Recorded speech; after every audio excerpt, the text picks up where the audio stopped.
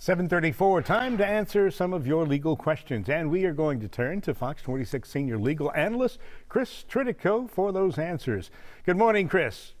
Good morning, Jose. How are you? Doing very well. We're going to begin with Shannon right now, who writes, my husband and I have been separated for almost 10 years. We have a 17-year-old who is a junior in high school. We have decided it's time to get divorced, and we wanted to file ourselves without an attorney since we are in agreement with everything. There is no property or money to split. All that was done years ago. We have agreed there is no need for child support since we have been splitting expenses 50-50 for 10 years now with no issues. Someone told us the judge will not grant a divorce without a child support order. Is this true, and is there any way around it? If there has to be child support, can we do some crazy amount like $1 per month?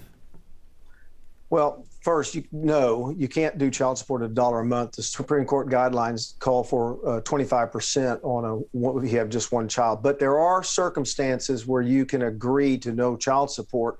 And this sounds like one of those times where you probably could, but that's above my pay grade on family law issues. Here's my suggestion. You've lived this long as you have.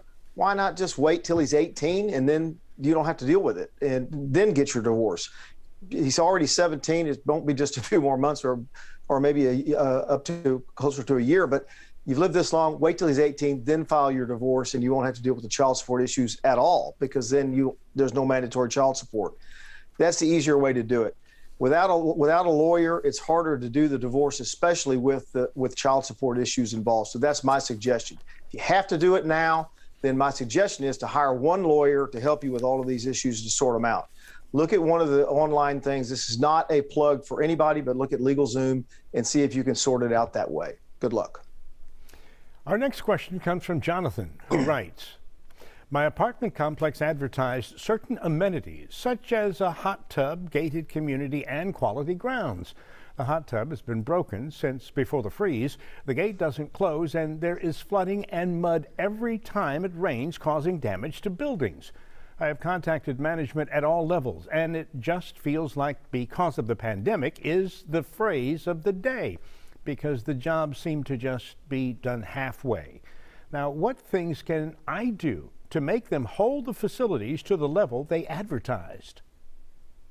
So there are certain things that you can do when you're in an apartment complex that allow you to move out if it makes it not habitable, okay? And I don't know from what you're telling me if these things cause the apartment complex to be not habitable. It's generally things within your own unit. You need to talk to somebody, a property lawyer who can look at this and give you advice on whether or not this breaches the lease agreement you have with them. Take photographs of the difficult problems. Get a consultation with somebody who can look over your lease, look at the photographs, and tell you if this is one of those items. If it is, or multiple items, write them a letter, a 10-day letter. Give them 10 days to fix it. If they don't, you can then move out of you and break your lease.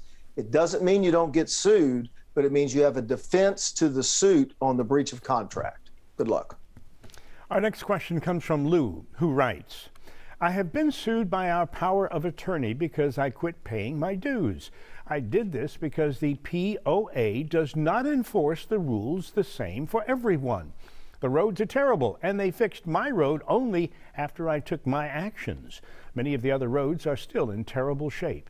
Several of the other property owners have let their property become littered with junk, and the POA has not forced them to comply. We have an old boat storage area that has fallen into complete disarray, and the POA will not correct the problem. It is a haven for snakes, gators, rats, and all kinds of vermin. I tried to sell, even give my property away. No one wants it due to the POA not requiring everyone to live up to the rules. Their attorney is trying to charge me a huge amount for his fees, and I cannot afford to pay him. What started out at $100 as a fee has grown to more than $4,000. What can I do? First, I think he meant homeowners association, but the problem that you have here is you quit paying those dues, and that allowed them to get the upper hand on you by suing you for the back dues. You shouldn't have done that.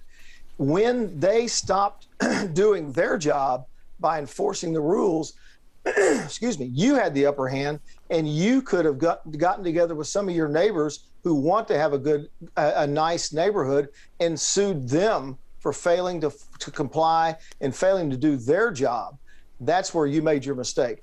Now what you need to do is you're going to have to figure out a way to settle this suit, get this suit behind you so you don't get a judgment against you, because these types of lawsuits can result in a lien on your home and a loss of your home. So get the suit settled, get that problem resolved, and then figure out how you're going to take over that homeowners association, get some people on the board, you on the board, take over the homeowners association and get it running properly. Look at the rules, run for office, and get it done. Good luck.